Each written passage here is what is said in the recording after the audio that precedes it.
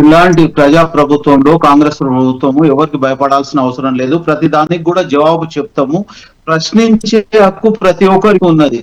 ప్రశ్నించడము ఒక పద్ధతి ఉన్నది. దానికి వాళ్ళకు న్యాయబద్ధంగా ప్రజాస్వామ్య వ్యవస్థలో ఏ రకంగా ప్రశ్నించాలో ఆ రకంగా ప్రశ్నించాలి. ఆయన 4 రోజుల ముందు తెలంగాణ భవన్లో విచ్చలవిడిగా ప్రజాస్వామ్యానికి విరుద్ధంగా ఆయన మాట్లాడిండు. చిన్న వ్యక్తి కాదు, ఇంతకు ముందు ఎంపీగా చేసిండు, ఎమ్మెల్యేగా చేసిండు, ప్రభుత్వ విప్గా కూడా చేసిండు. అన్ని తెలుసున్నవాడే. ఆయన ఏంటంటే చాటుకు రెచ్చగొట్టి ఎంతో మంది ప్రాణాలకు బలి పశువుగా బలిలు తయారు చేసేటట్టుగా కొంతమంది నాయకులు ఉన్నారు. అప్పుడు హరీష్ రావు కూడా రెచ్చగొట్టి ఎంతో మంది ప్రాణాలు తీసే ప్రయత్నం చేసిండు. ఆయన అగ్గిపుల్ల దొరకలేదు కానీ పెట్రోల్ డబ్బా దొరికింది 100 రూపాయలు. అది కాదు సమస్య. ఇక్కడ ఆయన మాట్లాడలు అనేది అది ప్రజాస్వామ్య విరుద్ధంగా రైలు పట్టాలు కట్ చేయాలి, రైలు పట్టాలను ధ్వంసం చేయాలి, ప్రభుత్వ ఆస్తులను ధ్వంసం చేయాలనే వర్డ్ ఒకటి. అదే రకంగా సింగరేణిని పేల్ చేయాలి, అది ఆఫీస్ ను పేల్ చేయాలి అనేది కూడా రెండు ముఖ్యంగా ఆయన మాట్లాడాల్సిన అవసరం లేదు. ఒక వ్యక్తిగా డెవలప్ అయినప్పుడు ఎంత డెవలప్ అయితే అంత ఒదిగి ఉండాలి. ఆయన గురించి ఆయన అన్ని రకాలుగా ఒక దళిత వర్గానికి వచ్చిన నాయకునిగా ఉండి ఎన్నో రకాలుగా డెవలప్ అవ్వాల్సిన వ్యక్తి ఆ రకంగా మాట్లాడడం అనేది ఇంకా ఎన్ని చేసిండో మనకి ఇవి తెలుస్తుంది. వెనక పాటులో ఎంతమంది చావు కారణమైందో తెలియదు. చట్టం అనేది ఎవరికి చుట్టం కాదు. చట్టం అందరికి సమానమే.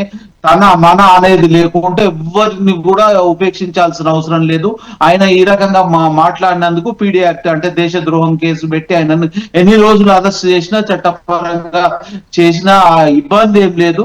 ఇంకోటి, మీరు ప్రశ్నించాలంటే మామూలుగా మీరు ప్రశ్నించండి. దానికి ఒక ప్రజాస్వామ్యబద్ధంగా ప్రజలు అంటే మాట్లాడే దాంట్లో మీరు పద్ధతిగా మాట్లాడండి. విచ్చలవిడిగా మాట్లాడడము, ప్రభుత్వ ఆస్తులను ధ్వంసం చేస్తామని రెచ్చగొట్టి వాళ్ళది వీక్నెస్ కూడా కనబడుతుంది. మేము ఏదన్నా ధర్నా చేయాలనుకుంటే మా ఎంబడ 4-5 కూడా వస్తలేరు. ఈ కార్యక్రమానికి 5 రాలేదు, ఆ కార్యక్రమానికి 5 రాలేదు. మేమే 15 అంటే 100 మంది వచ్చి డబ్బులు ఖర్చు పెట్టి మీ డబ్బుల గురించి ఆలోచించాల్సిన అవసరం లేదు, కేసుల గురించి భయపడాల్సిన అవసరం లేదు అనే విచ్చలవిడిగా మాట్లాడడం అనేది పద్ధతిగా లేదు. మీరు ఏదైనా అడగాలనుకుంటే ప్రతిదాన్ని అడగండి. మీరు అడిగే దాంట్లో మీరు రిటర్న్ ఇవ్వండి. అదే రకంగా కోర్టులు ఉన్నాయి, కోర్టు ద్వారా నోటీసులు ఇవ్వండి. మీరు ఇక్కడ ఏదో ప్రభుత్వ ఆస్తులు ఏదైనా ఇబ్బందిగా ఉంటే, ప్రభుత్వం ఏదైనా తప్పు చేస్తే మీకు ప్రశ్నించే హక్కు ఉన్నది. ప్రశ్నించే మీరు ప్రజాస్వామ్యంలో ఉన్నది, కానీ మీరు దాన్ని ఏది నెరవేరుస్తున్నారు? ఫామ్ హౌస్ కే పరిమితమై మీరు ప్రతిపక్ష నాయకుని హోదాలో ఉండి ఏం చేస్తున్నాడు? నెలకు 5-6 లక్షల రూపాయలు, ఇప్పటి కోట్ల రూపాయలు డబ్బులు తీసుకొని కూడా ఆయన ఫామ్ హౌస్ కే పరిమితం అవుతున్నాడు. అట్లా కాదు, మీరు కాలేదు.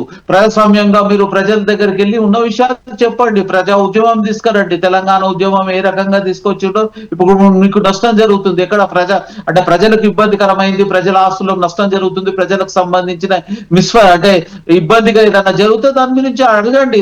అడగడానికి హక్కు ఉన్నది, అన్ని రకాలుగా ఉన్నది, ప్రశ్నించే హక్కు ఉన్నది. పత్రికా ముఖంగా అడగొచ్చు, న్యాయస్థానాలు ఉన్నాయి. తర్వాత ఎక్కడైనా మీటింగ్ పెట్టుకొని పద్ధతిగా మాట్లాడే అవసరం ఉన్నది. మీరు ఇంత డెవలప్ అయ్యి అన్ని రకాలుగా మీరు ముందుండి కూడా తెలిసి ఉండి కూడా మీరు దాన్ని ధ్వంసం చేద్దాం, దీన్ని ప్రభుత్వ ఆస్తులను ధ్వంసం చేద్దాం, ఇది చేద్దాం, అది చేద్దాం, అది కూడా వాళ్ళు అవుతలేరు. ఇప్పుడు కేటీఆర్ అవుతలేడు, కేసీఆర్ అవుతలేడు, హరీష్ రావు అవుతలేడు, బాలకృష్ణ అవుతలేరు. మామూలుగా ప్రజాస్వామ్యంలో ఉండే మన సామాన్య కార్యకర్తలను ఇంట్లో ఉండే వాళ్ళని ఇబ్బందికరంగా చేసి ఎంతో మందికి ఇబ్బందికరంగా చేసే రకంగా మాట్లాడుతున్నారు. అది పద్ధతి కాదు. మీరు అనుకుంటే ప్రతిదీ కూడా ప్రశ్నించండి. ప్రశ్నించడానికి హక్కు ఉన్నది.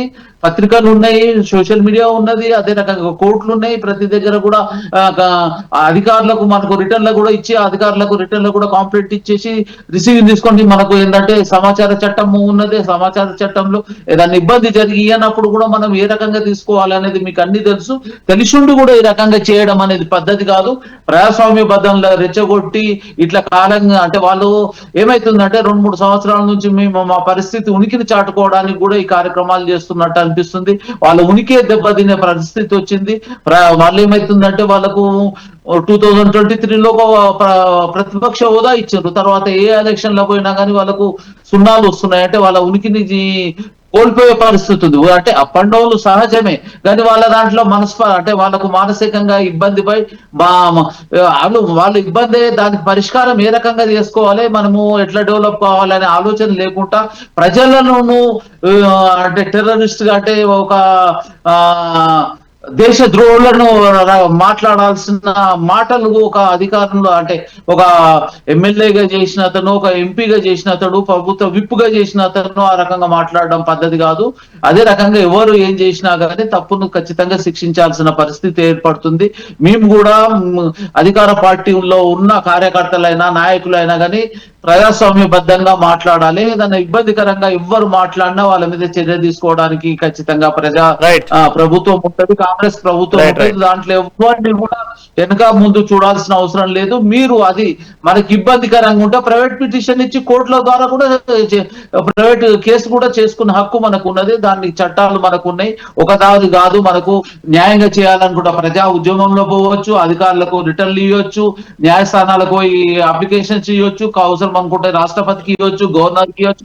ఎన్నో వ్యవస్థలు ఉన్నాయి. ఈ వ్యవస్థలను పక్కకు పెట్టుకొని విచ్చలవిడిగా నోటికి ఏదో అదుపు లేకుండా మాట్లాడడం అనేది పద్ధతి కాదు. అది తెలియనోడు ఎవరో మాట్లాడిన అనేది కాదు. తెలిసిన పెద్ద నాయకులే మాట్లాడడము దురదృష్టము. ఎవ్వరు ఏది చేసినా గానీ తప్పును ఖచ్చితంగా శిక్షించాల పరిస్థితి ఉంది. మేము కాంగ్రెస్ పార్టీ తరఫున ప్రజా అభిప్రాయం ప్రకారం ఆయన కఠిన చర్య తీసుకోవాలని కోరుకుంటున్నాం. రైట్, మళ్ళీ మీ దగ్గరకు వస్తాను.